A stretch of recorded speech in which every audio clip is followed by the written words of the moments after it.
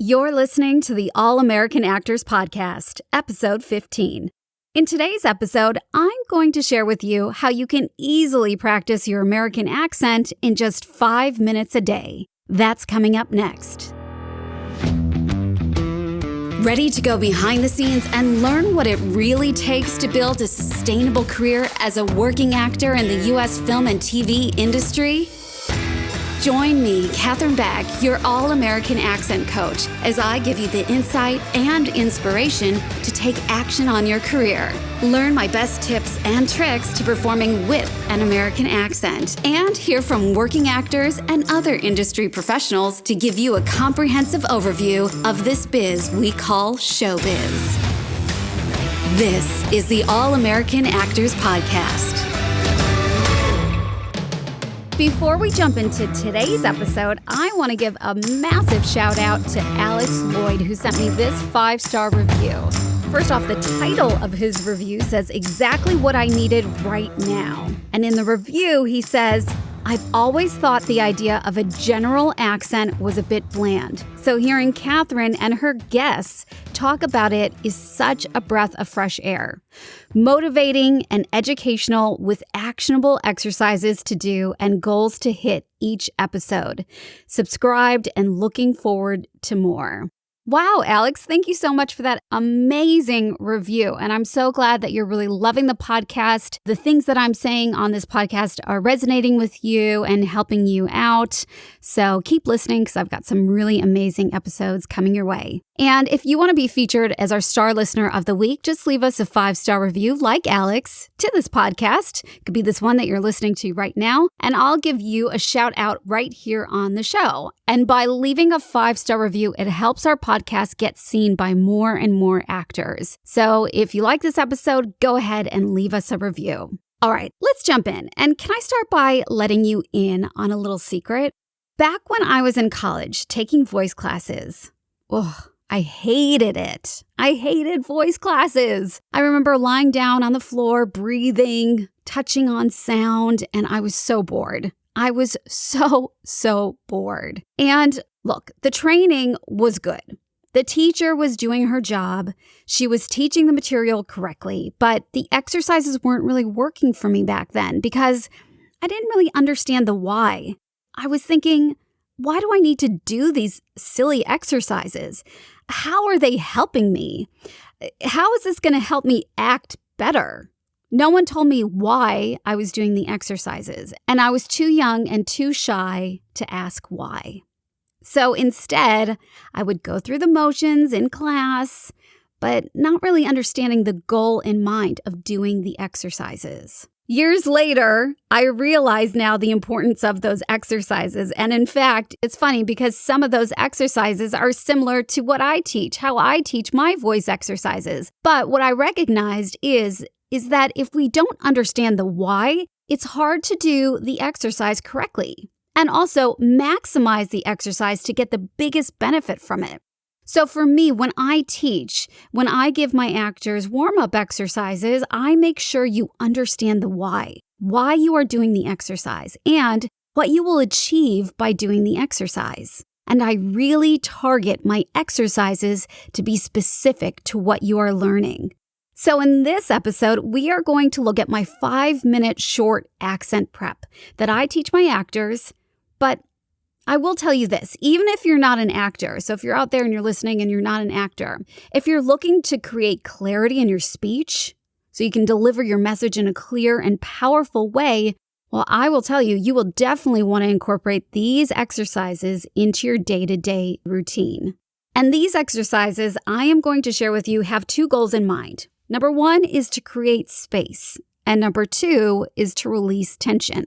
You might be saying, well, what do you mean by that? Well, when we look at our articulators, and more specifically, the movable articulators, so we're looking at your lips, your tongue, we're looking at your lower jaw and your soft palate. These parts of the body help us form speech sounds, and often we carry tension in these areas, or we may close up the space within the mouth. And so what this does is it constricts the sound, keeps it within the body, which can do things like reduce clarity, making it harder for your audience to understand you, which is not what we want, right?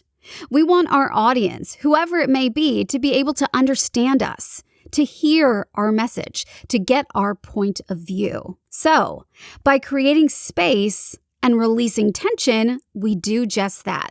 We are able to create a vocal impact, to be heard, to be understood. The idea that you have something to say of great importance and you have the right to be heard. So, with these 5 exercises I am going to share with you, you will be able to do just that. Now, will you be able to achieve results, or are you going to notice results within one day?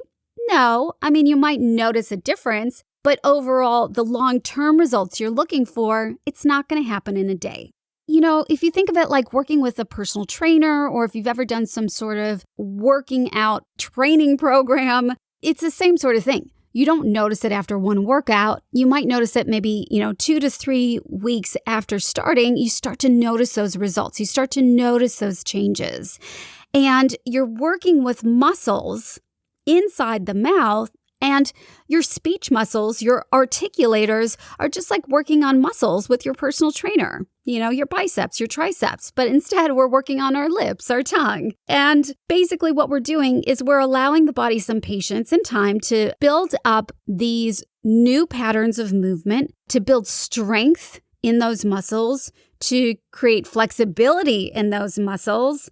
And then we will start to notice those results. But the 2 goals in mind are to create space and release tension.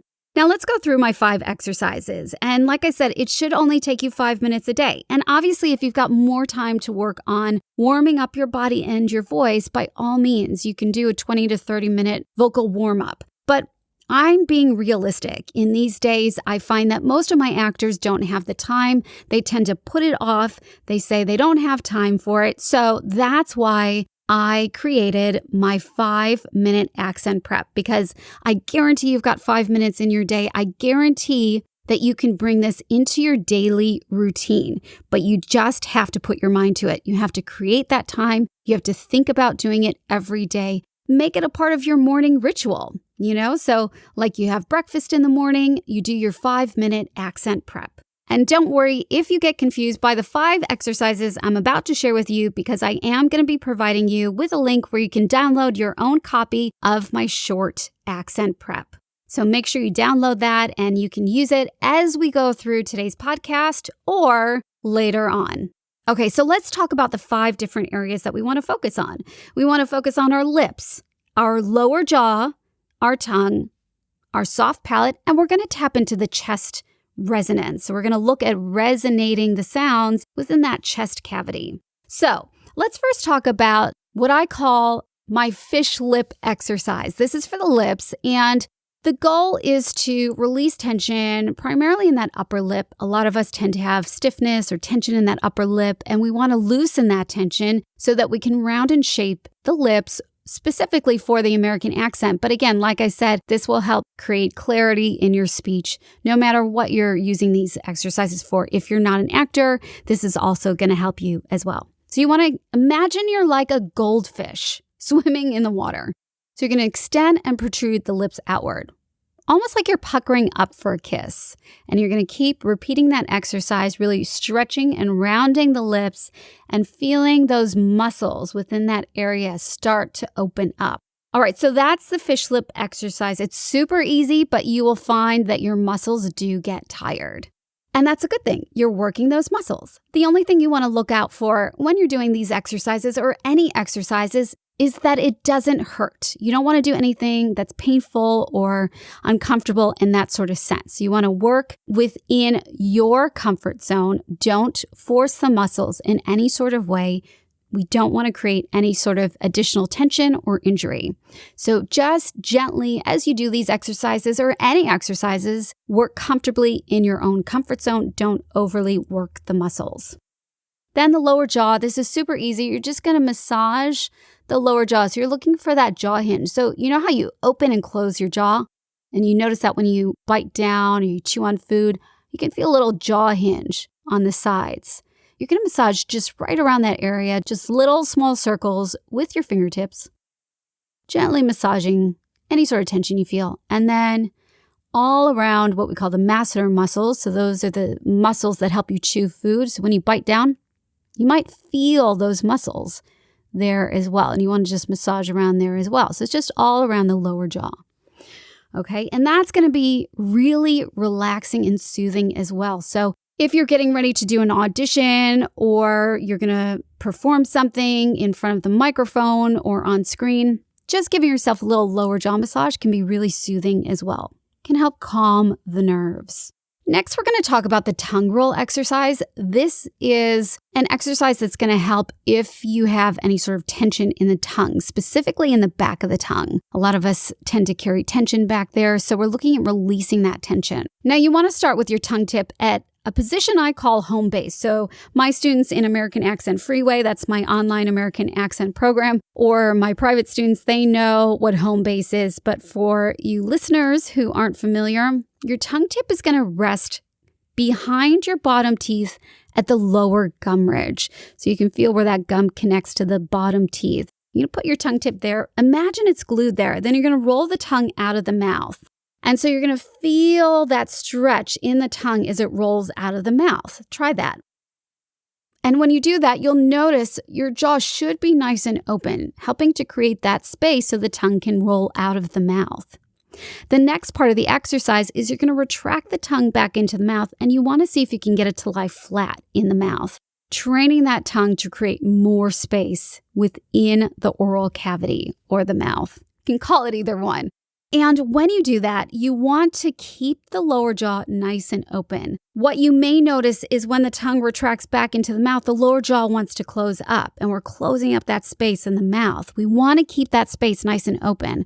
So make sure that jaw stays nice and open, and we attempt to get that tongue to lie flat. So that's the tongue roll exercise. Next, we're going to look at strengthening the soft palate. Now, if you do not know where your soft palate is, if you touch the roof of your mouth with your tongue and you can feel it's hard up there, that's called your hard palate. Travel back and you'll feel a bit of soft tissue. That's your soft palate. And when you yawn, you'll naturally feel that soft palate raise. So just try and yawn right now. Did you feel that stretch? Did you feel that lift in the soft palate? Now that's what we want to work. We want to work that muscle to teach it to lift when we speak. And the more we work this muscle, the easier it gets. It makes it easier for that muscle to work with us in speech and becomes almost like an involuntary habit where I don't even think about lifting my soft palate, but I know that it's lifted because I've worked that muscle so much throughout the years. Whereas when I was first starting out as an actor and doing voiceovers, I knew I had to work on my soft palate to reduce my regional sound, sounding like I was from Chicago. I wanted to have a more open and rounded American accent, so I worked on my soft palate so that I could sound not specifically from Chicago, but from anywhere in the U.S. And that's kind of what we're targeting when I say the all-American accent. We want to sound like we're anywhere from the U.S. And then obviously from there and working that soft palate, you can then manipulate that muscle to then put yourself into different regions, to sound like you're from Chicago, to sound like you're from New York, to sound like you're from California. You can start to play around with your voice like a musical instrument and create those shifts so that you can really pinpoint your voice, your character to a specific area. But overall, usually for auditions, especially if you're coming from other countries, it's great to develop this all-American accent because it's like a blank canvas. It's a good starting point for the American accent. So we're going to lift that soft palate. Again, I want you to focus on keeping that tongue tip at home base, like I said before. See if you can get that tongue to lie flat in the mouth. And you're going to lift that soft palate and just yawn. Good. And like I did, you want to touch on sound. Then from there, you can start adding in words if you want to. You can count to 10. 1, 2. So it's almost like a yawn as I'm saying the 1 and the 2 and the 3 and the 4 so that I can get in touch with that lifting of the soft palate. And once you do that, then you're going to duplicate that action. Just take out the yawn. 1, 2. So each time I'm thinking about lifting the soft palate, but I'm not going to yawn, but I'm lifting that soft palate. And this is going to be a struggle at first. I know it's going to be hard. You're going to feel that soft palate drop. That's okay. Just keep telling yourself to lift that soft palate again. And the more you do this over time, the easier it will get. All right, and last but not least, let's look at chest resonance. So again, when we're looking at the American accent, we're looking at patterns of how Americans speak. And we tend to notice generally with Americans, when we're talking again about that all-American accent being nice and open and boomy and resonant, we want to resonate throughout the chest cavity. And if I put my hand on my chest, I can feel the vibrations bouncing all over the place. A lot of people, you might notice resonance in some other parts of your body. For example, a lot of people notice resonance in the nasal cavity, on the nose. So, for example, if you put a hand on the bridge of your nose and you start talking, you could say your name. Hi, my name is Katherine Beck. Do you hear or do you feel any buzzing around the nose? Now, when I do that, I can feel the buzzing in my chest and not so much in my nose because I've learned to create that nice open space so that I can buzz those sounds throughout the chest cavity. So for you, what I want you to do is you're just going to gently pound the chest. So you can hear me pounding my chest. And I'm going to hum, waking up the sound down here. Now we're going to count to 10. 1, 2, 3, 4, 5, 6, 7, 8, 9, 10. Now I'm going to keep my hand here on my chest and I'm going to feel the vibrations down here as I count to 10 again. 1, 2, 3, 4, 5, 6, 7, 8, 9, 10. And if you're following along with me, could you feel the vibrations there in the chest? I bet you could. And hopefully they're a bit stronger than they were before. So again, this is another fantastic, quick, and easy to do exercise to work on your American accent. And that's it. That's my 5 exercises in my short accent prep. It's super easy and very doable to bring into your daily routine. So make sure if you don't have time for a full vocal warm-up, that you're at least doing your 5-minute accent prep. These exercises that I showed you to start maximizing your goals, which is to create space and release tension so you can sound more American next time the opportunity comes your way to audition or perform with an American accent. You'll be ready to go. Now make sure you grab a copy of my short accent prep. I've given you the link in the show notes. Go ahead and grab that and you can follow along with the exercises and make sure you do that each day. Okay, I have one more really exciting announcement for you. For those of you who want to learn a little bit more about voiceover, I am going to be doing an Intro to Voiceover workshop.